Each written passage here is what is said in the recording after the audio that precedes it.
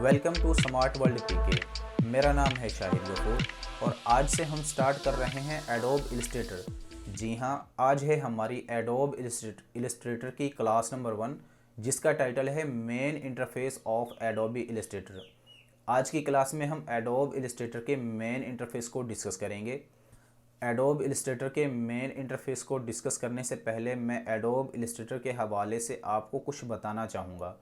Adobe Illustrator एक ऐसा software है जिसमें आप लोगो बना सकते हैं, आइकन्स बना सकते हैं, फ्लेयर डिज़ाइंस बना सकते हैं, मोबाइल ऐप्स बना सकते हैं, वेबसाइट्स डिज़ाइन कर सकते हैं, वेक्टर इलस्ट्रेशंस बना सकते हैं, हैंड स्क्रैच को आप वेक्टराइज करके कलराइज कर सकते हैं और भी इसके अलावा बहुत से काम हैं जो आप इस सॉफ्टवेयर के ज़रिए कर सकते हैं।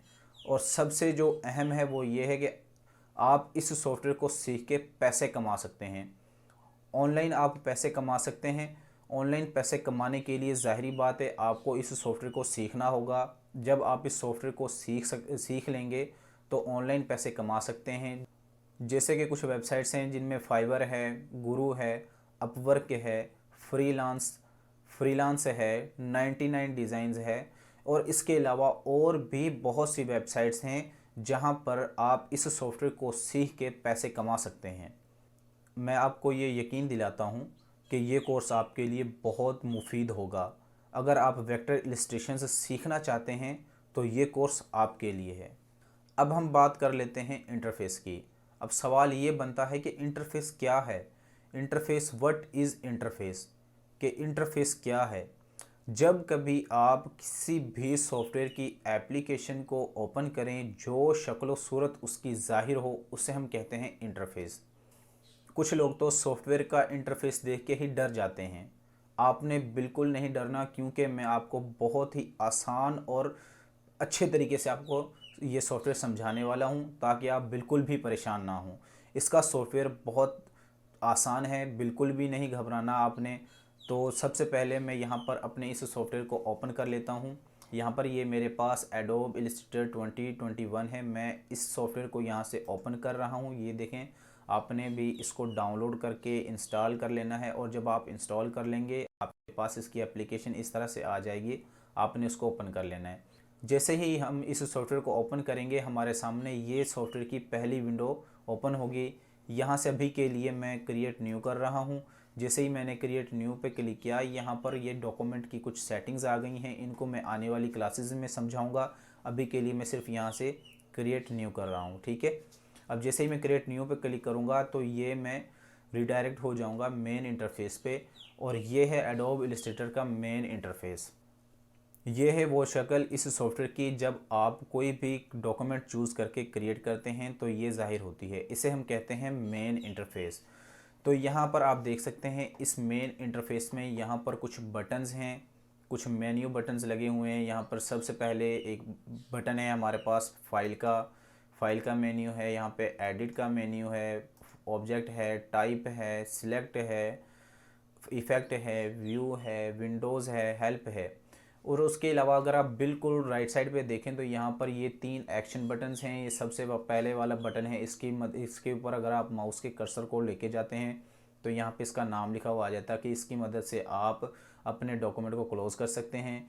और यहाँ से रिस्टोर का एक ऑप्शन है। जैसे ही आप मैं रिस्टोर पे क्लिक करता हूँ तो इस बटन की मदद से आप इस विंडो को अपनी मर्ज़ी से एडजस्ट कर सकते हैं।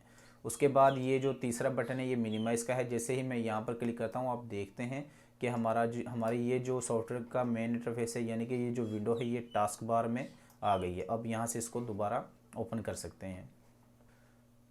यहाँ से मैं फ़ाइल के मेन्यू पे क्लिक करता हूँ तो आप देख सकते हैं यहाँ पे कुछ ऑप्शंस हैं। जैसे यहाँ पर न्यू डॉक्यूमेंट का ऑप्शन है और इसका शॉर्टकट भी है, कंट्रोल ओ, यानी ओपन किसी भी डॉक्यूमेंट को ओपन करने के लिए। उसके बाद क्लोज़, और इस तरह से और भी सेटिंग्स यहाँ पर मौजूद हैं। अगर मैं डॉक्यूमेंट सेटअप पर क्लिक करता हूँ तो ये मेरे सामने एक विंडो ओपन हो जाती है। ये हमारे डॉक्यूमेंट की सेटिंग है। तो यहाँ से मैं इसको बंद करता हूँ। उसके बाद यहाँ पर एडिट का मेन्यू है। ये एडिट के हवाले से यहाँ पर कुछ कमांड्स हैं, हम इनको भी देखेंगे। उसके बाद यहाँ पर और भी ऑप्शंस मौजूद हैं। और इस मेन्यू में जो सबसे जो इम्पोर्टेंट है वो है प्रेफरेंसेस का मेन्यू।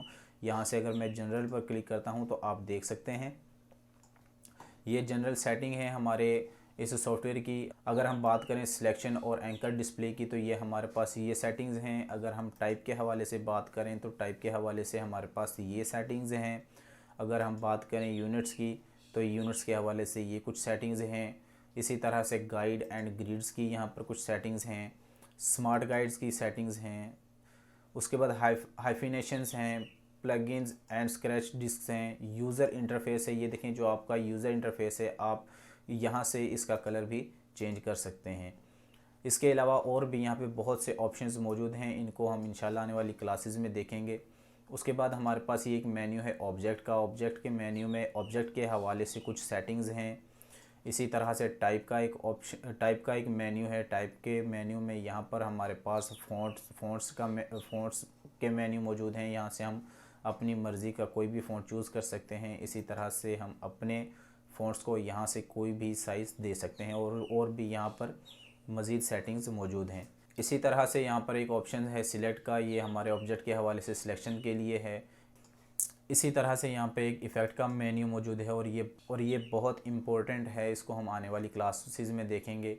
इसी तरह से यहाँ पे व्यू का ऑप्शन मौजूद है। आप यहाँ से इन सारे ऑप्शंस को यूज़ कर सकते हैं। अगर आप अपने डॉक्यूमेंट को जूम इन करना चाहें तो यहाँ से जूम इन भी कर सकते हैं, और अगर आप यहाँ से जूम आउट करना चाहें तो वो भी यहाँ से कर सकते हैं।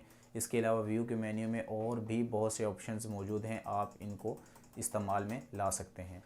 उसके बाद ये आपके पास विंडो का मेन्यू मौजूद है और ये सबसे इम्पोर्टेंट है। यहाँ पे इसमें आपके पास हर वो पैनल मिलेगा जो आप सर्च करना चाहते हैं, जिसकी मदद से आप कोई भी काम करना चाहते हैं। मिसाल के तौर पे मैं यहाँ पे अपने इस सॉफ्टवेयर में ब्रशेस के पैनल को ढूंढ रहा हूँ लेकिन मुझे नहीं मिल रहा, तो आप यहाँ से सिंपली विंडो के मेन्यू से उसको सर्च कर सकते हैं।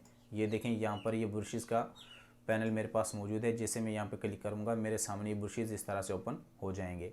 ये बहुत इंपॉर्टेंट है। इसी तरह से यहाँ पर इसी मेन्यू में आपके पास एक और ऑप्शन मौजूद है वर्क स्पेस का। वर्क स्पेस बेसिकली यहाँ पर बाय डिफ़ॉल्ट ये बने हुए हैं। अगर आप कोई ख़ास किस्म का काम करना चाहते हैं तो यहाँ से ख़ास किस्म का कोई भी वर्क स्पेस ले सकते हैं। मिसाल के तौर पे मैं टाइपोग्राफी करना चाह रहा हूँ तो मैं यहाँ से टाइपोग्राफी के वर्क स्पेस को चेंज कर लूँगा और ये मेरे सामने इस तरह से आ जाएगा। बिल्कुल इसी तरह से यहाँ पर कुछ और भी वर्क स्पेस मौजूद हैं। अगर आप पेंटिंग करना चाहते हैं तो यहाँ पर पेंटिंग का वर्क स्पेस भी मौजूद है। ये देखें कुछ पेंटिंग के हवाले से यहाँ पर सेटिंग्स आ जाएंगी। इसके अलावा यहाँ पर और भी वर्क स्पेस मौजूद हैं, आप इनमें से किसी भी वर्क स्पेस को इस्तेमाल कर सकते हैं। उसके बाद यहाँ मेन मेन्यू के बाद यहाँ पर आपके पास ये सब मेन्यूज़ हैं। अगर आप कोई भी टूल यहाँ से सिलेक्ट करते हैं तो उसके ऑप्शंस यहाँ पर आ रहे होते हैं, हम इनको भी देखेंगे। बिल्कुल मोस्ट लेफ़्ट साइड पे आपके पास ये टूल्स मौजूद हैं और इस बार को हम नाम देते हैं टूल बार का। आपको हर वो टूल यहाँ पे मिलेगा जिसकी मदद से आप कोई भी डिज़ाइन बनाना चाहते हों। अब आप इस वाली टूल बार को आप अपनी मर्ज़ी से जहाँ चाहें रख सकते हैं। जैसे मैं इसको यहाँ पे रख लेता हूँ। इस टूल बार में जिस टूल के ऊपर आप अपने माउस के कर्सर को लेके जाते हैं तो उसका नाम और उसका शॉर्टकट लिखा हुआ आ जाता है। जैसे मैं यहाँ पर पेन टूल के ऊपर माउस के कर्सर को लेके जाता हूँ तो यहाँ पर पेन टूल लिखा हुआ आ रहा है और इसका शॉर्टकट भी। इसी तरह से ये हमारे पास सिलेक्शन टूल है, ये डायरेक्ट सिलेक्शन टूल है, ये पेन टूल है, ये कर्वेचर टूल है, ये शेप टूल है। इसी तरह से ये पेंट ब्रश टूल है और भी यहाँ पर बहुत से टूल्स मौजूद हैं। और कुछ टूल्स के बिल्कुल राइट बॉटम साइड पे एक एरो साइन है। इसका मतलब ये है कि इस टूल में कुछ मज़ीद ऑप्शंस मौजूद हैं। जैसे मैं यहाँ पर इस एरो पे थोड़ा सा होल्ड करता हूँ माउस को तो आप देख सकते हैं यहाँ पर ये कुछ ऑप्शंस मौजूद हैं। इसी तरह से अगर मैं पेन टूल पर क्लिक करता हूँ तो यहाँ पर ये ऑप्शंस मौजूद हैं। अगर टेक्स्ट पर क्लिक करता हूँ तो ये कुछ ऑप्शंस मौजूद हैं। कुछ टूल हैं वो सिंगल हैं और कुछ टूल्स हैं उनके अंदर मज़ीद कुछ टूल्स हैं, हम यहाँ से इनको देख सकते हैं। उसके बाद मैं यहाँ से अपने वर्क स्पेस को इसेंशियल क्लासी कर लेता हूँ और यहाँ पर इसेंशियल क्लासी करने के बाद आप देख सकते हैं यहाँ पर ये कुछ पैनल्स मौजूद हैं। जैसे ये यहाँ पर हमारे पास कलर का पैनल है, इसी तरह से ये हमारे पास कलर गाइड का पैनल है, इसी तरह से यहाँ पे हमारे पास स्वाचेस का पैनल है, ब्रशेस का पैनल है, सैम्पल्स का पैनल है, स्ट्रोक का पैनल है, ग्रेडियंट का पैनल है और इसी तरह से और भी यहाँ पे पैनल्स मौजूद हैं। और यहाँ पर आप देख सकते हैं लेयर पैनल भी मौजूद है और आर्ट बोर्ड भी और एसेट्स का पैनल भी मौजूद है। ठीक है, और यहाँ पर ये एक बटन है, अगर आप इस पर क्लिक करते हैं इसकी मदद से आप अपने इन पैनल्स को एक्सपेंड भी कर सकते हैं। आप देख सकते हैं कि किस पैनल में क्या चीज़ और रखी हुई है और कैसे रखी हुई है। ठीक है, उसके बाद ये जो वाइट पेपर आपको नज़र आ रहा है या ये वाइट डॉक्यूमेंट जो नज़र आ रहा है, इसको हम कहते हैं कैनवस। ये हमारा कैनवस है। कोई भी डिज़ाइन हमने बनाना है, कोई भी हमने काम करना है, वो हमें इस वाले कैनवस पे करना है। ये था एडोब इलस्ट्रेटर का मेन इंटरफेस। उम्मीद करता हूँ कि आप इससे बिल्कुल भी नहीं घबराएंगे।